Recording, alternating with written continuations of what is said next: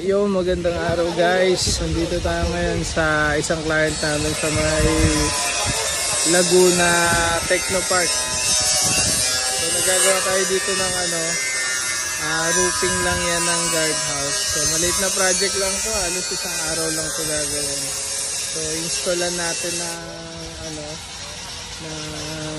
roofing dyan para yung guardhouse, yung mga nagre-receive ng item dito, nagde-deliver ng item, pumapasok, hindi sila nababasa pag malakas yung ulan. So ayan guys, ongoing construction pa yan. So yan, yung part na yan, magkakabubong na yan.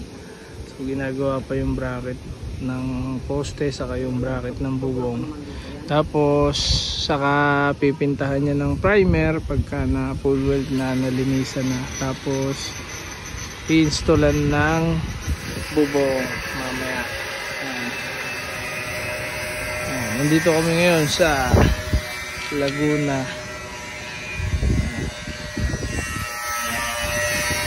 Isang namin to, isang client namin dito sa Laguna.